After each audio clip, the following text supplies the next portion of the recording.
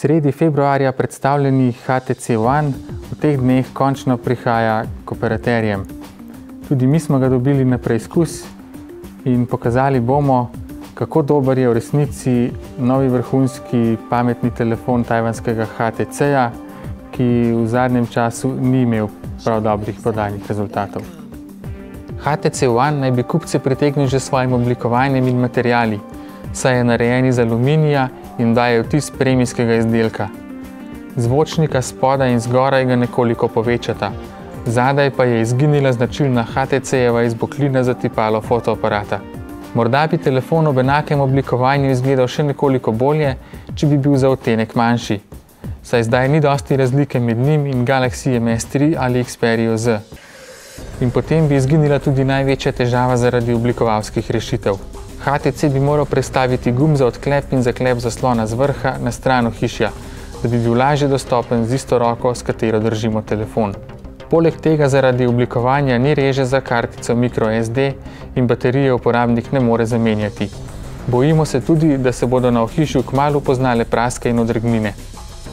Ko odklenemo zaslon HTC One, nas skoraj zabolijo oči.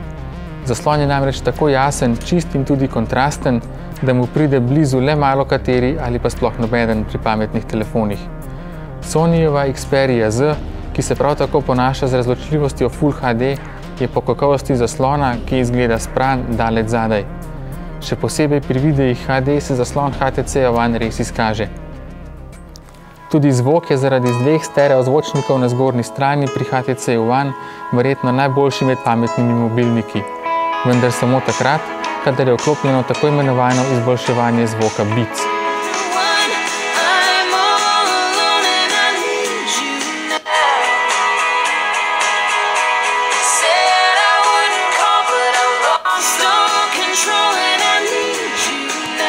Ne samo, da je HTC naredil drugačno ohišje, tudi domači zaslon sistema Android so povsem spremenili.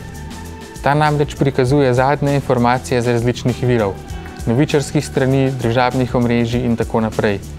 Vire si lahko nastavimo po svoje, vendar med njimi še ni slovenskih medijev.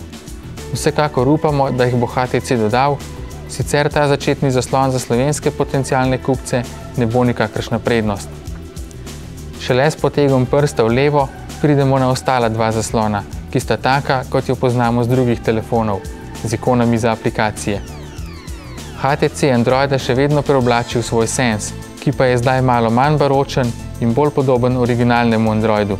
HTC je na telefon naložil kup svojih aplikacij, kot so pisarna, beležnica, svetilka, diktafon, vreme in daljinski upravljalnik, ki s pomočjo infrardečega oddajnika v gumbu za vklop krmili televizor in ostale naprave okrog njega.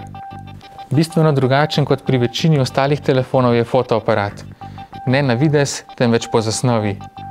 Ker ima na enako velikem tipalu samo 4 milijone točk, so te precej večje in zajamejo več svetlobe.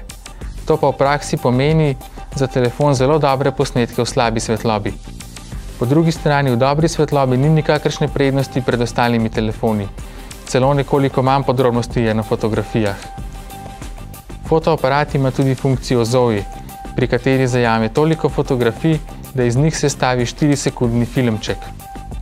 To je še najbolj uporabno, če sledimo otroku ali domači živali in želimo posnetek deliti s prijatelji. Kakovost videoposnetkov je zelo dobra.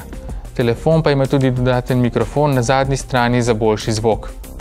Telefon deluje hitro in tekoče, le kakšen video malo cuka, vendar to pripisujemo slabemu videopredvajalniku, saj aplikacija MX Player z istim videom nima težav. HTC One blesti pri zaslonu, fotografiranju v slabi svetlobi in snemanju videov.